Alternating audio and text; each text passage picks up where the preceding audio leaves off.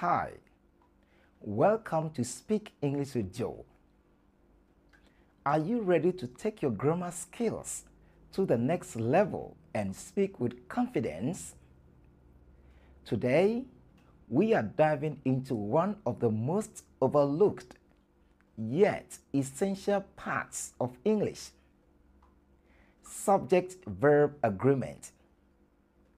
Even advanced speakers stumble on these rules. But by the end of this video, you will know exactly how to avoid the most common mistakes. So stick around for practical tips, real-life examples, and a quiz at the end to test your skills. If you enjoy learning grammar tips like this, then make sure to subscribe to this channel and click the bell icon so you never miss a new lesson. Before we jump into the most common mistakes, let's quickly review what subject-verb agreement means. In English, the subject and verb in a sentence must match or agree in number. This means that a singular subject takes a singular verb, and a plural subject takes a plural verb. For example, we say, she runs, and not she ran. While this sounds straightforward, it becomes more complex in certain situations, especially when sentences include additional phrases, collective nouns, or paired subjects. In this lesson, we'll tackle all those advanced scenarios so you can spot these tricky cases and ensure your sentences are always grammatically correct. Now, let's explore these advanced common mistakes. 1. Subjects separated by other phrases. When additional phrases separate the subject and the verb, people often get confused about which form of the verb to use. For example, the bouquet of roses are beautiful. That is incorrect. To get this sentence correct, focus on the main subject and ignore the words in between. In this sentence, bouquet is the subject, which is a singular subject.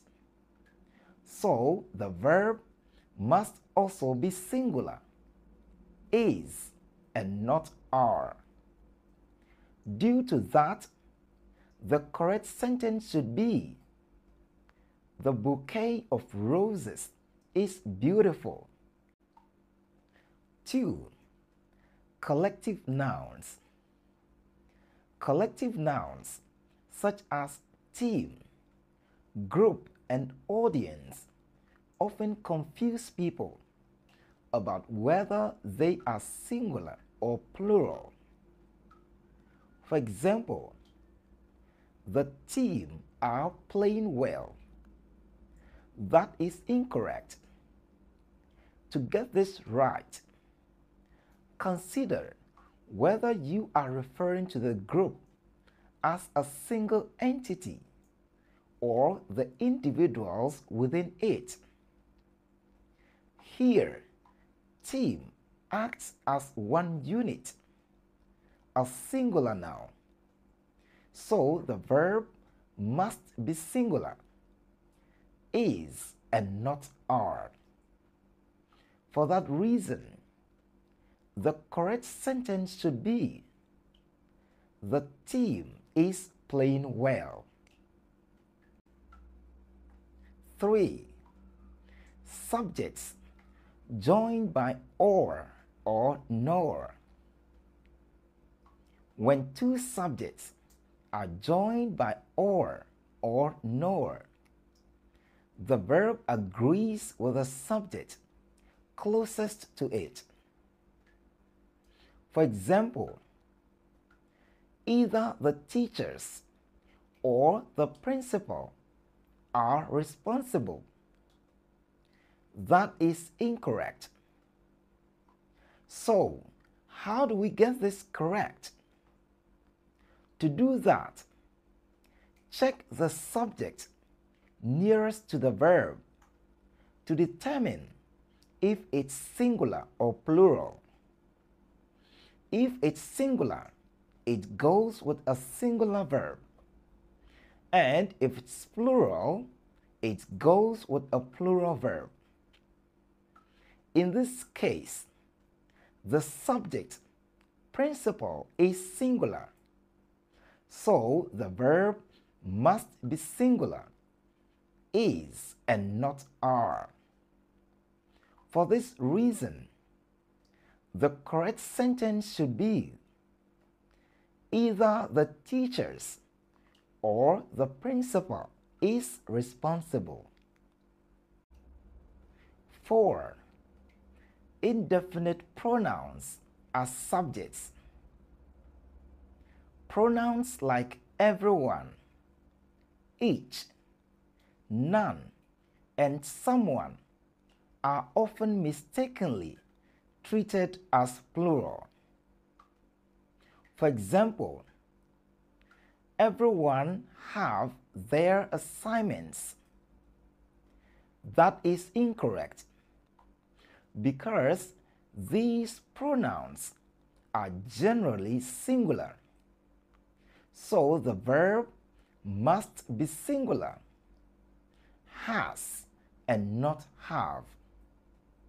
Therefore, the correct sentence should be everyone has their assignment.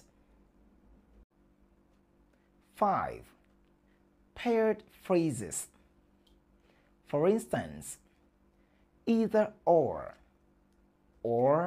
neither nor.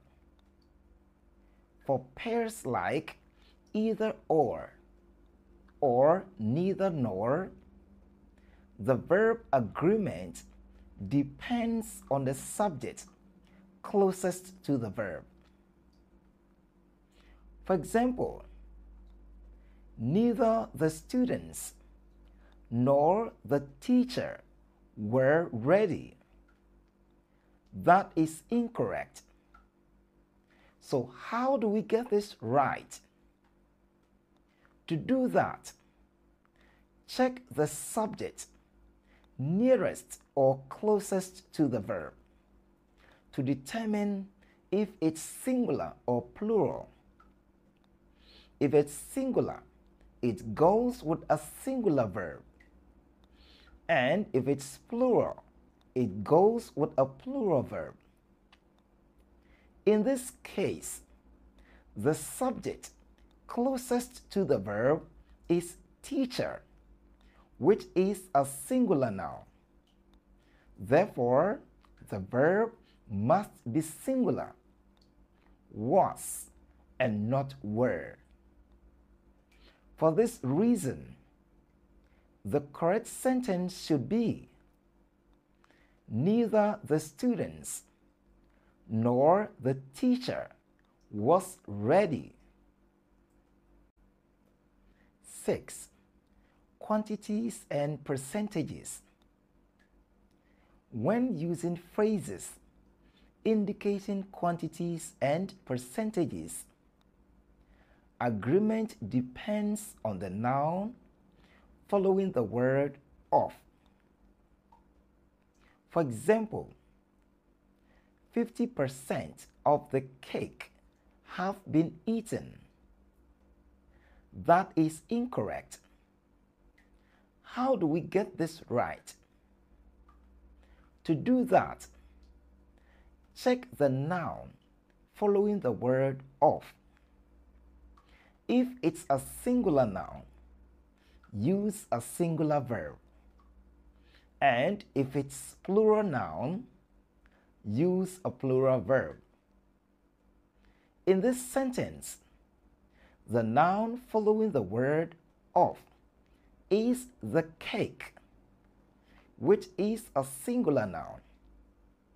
Hence, the verb must be singular, has, and not have. For this reason, the correct sentence should be 50% of the cake has been eaten. The words there or here at the beginning, with sentences starting with there or here, the verb agrees with the subject that follows it. For example, there is many issues with this plan. That is incorrect.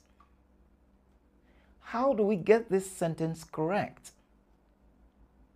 To do that, identify the true subject in the sentence and match the verb accordingly. In this sentence, the subject is issues, which is in a plural form. So the verb must be plural, are and not is. Therefore, the correct sentence should be, there are many issues with this plan. 8. Titles or names ending in S. Proper nouns ending in S, like book titles or company names, are often mistaken as plural. For example, The Chronicles of Narnia are a popular series. That is incorrect, because the title or name must be treated as a single entity. Therefore, use a singular verb, is and not are. For this reason, the correct sentence should be, The Chronicles of Narnia is a popular series. Congratulations on mastering these advanced subject-verb agreement tips. Now it's time to put your skills to the test with a quick quiz. See if you can spot the correct verb forms. Give it a try and leave your answers in the comment section.